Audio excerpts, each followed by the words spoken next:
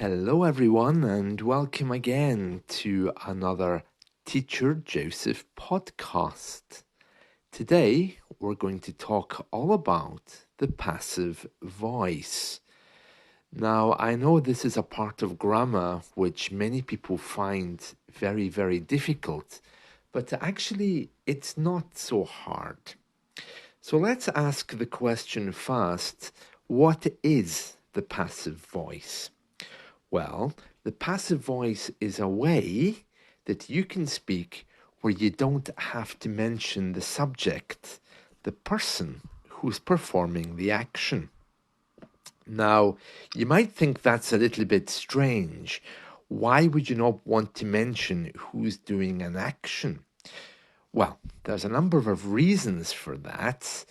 One reason might be if you're at a job interview and you want to talk about the job that you're applying for. You don't want to say, well, I think I'm the best person for the job because I'm the only one that's applied and I think I can do it without any problems. Because there's a lot of I in there, as I'm sure you've heard.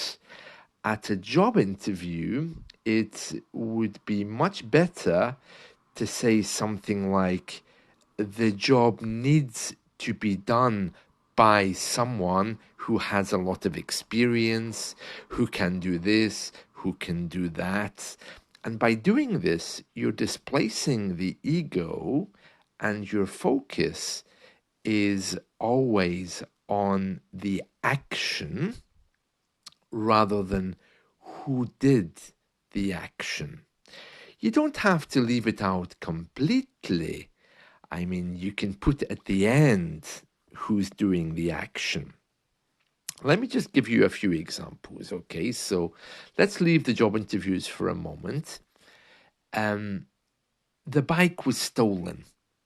Now, why do I not say the bad man stole the bike? Or why do I not say John stole the bike? And it's simply because I don't know who stole the bike. Because I don't know who stole the bike, then that means that I can't use a subject. So I have no choice except to use the passive voice.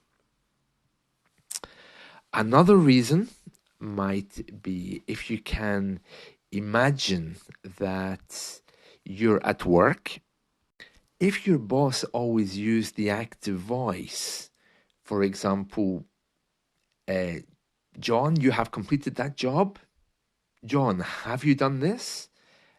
It gets a bit tiresome because it sounds like he's maybe picking on you or bullying you. To pick on is to bully, it's a phrasal verb, okay? So if your boss says, has that job been completed yet? If he throws that question out to the whole team, that's very different from saying, John, have you done that? If he wants to know who did it, he can say, has that job been completed by the team yet? Or by John? Were you working on that? So you see, it's a little bit easy and more gentle to use the passive voice.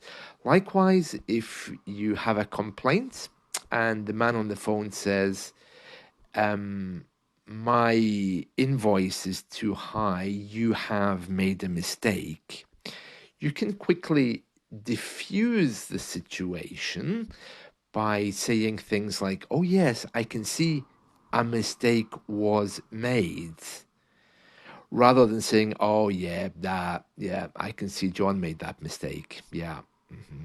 And you can take away the blame. Just a few more examples for you.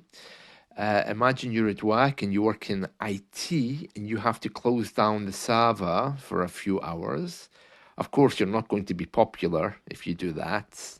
So instead of sending an email out saying, I'm going to close the servers for the next few hours because I have to work on them, an easier way would be to say, please note, the servers will not be working or the servers will be closed for the next few hours. And that's it, So you're leaving yourself out of the situation because otherwise people are going to hate you. Likewise, if you compare, imagine you're at the train station and you hear a voice saying, "Ladies and gentlemen, please note I have cancelled all the trains for the rest of the day." You would be very, very bitter, and so would I if that was the case.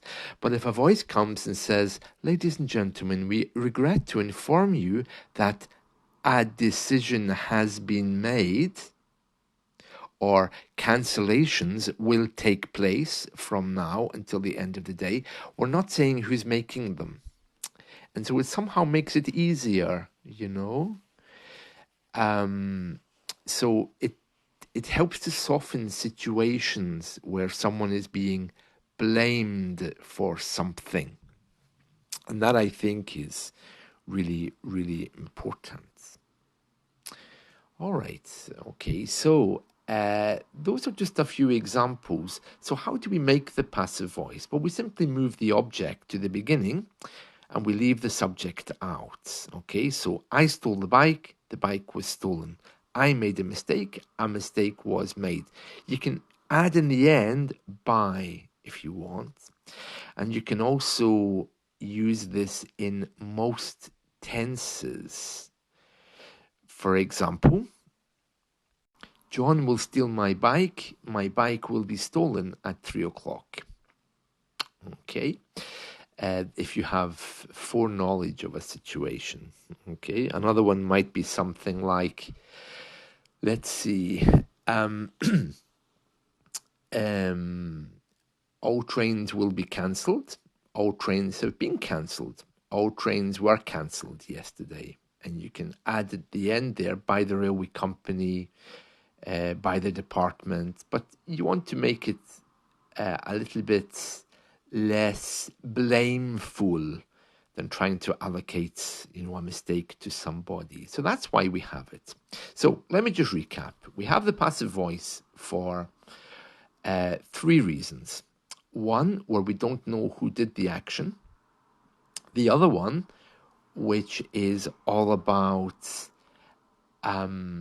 not wanting to say who did the action, in the case of whack or a mistake being made. And there's a third reason. In an experiment at university,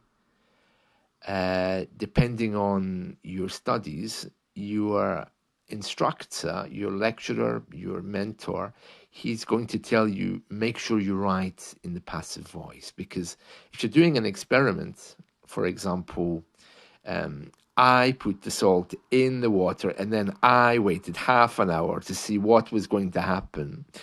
You can see in this case, it's no longer about the experiment, it's about you and what you were waiting for, and that's not good. So in the passive voice, in your research paper, it's going to be something like salt was placed in the water at 2:00. A 30-minute wait, or if you don't want to say it that way, you could say something like, while the salt was bubbling, another action was taking place. There was a gap, a space, or a wait while the results were forthcoming. So you see, that's a very different thing from saying, then I waited 30 minutes to see what was going to happen because I wanted to see. It's a way of displacing the I in order to focus on the experiment taking place, and the very same at job interviews as well. Well, this has just been a very brief introduction to the passive voice. I hope you've enjoyed this, and I hope you all have a wonderful, wonderful day. See you. Bye.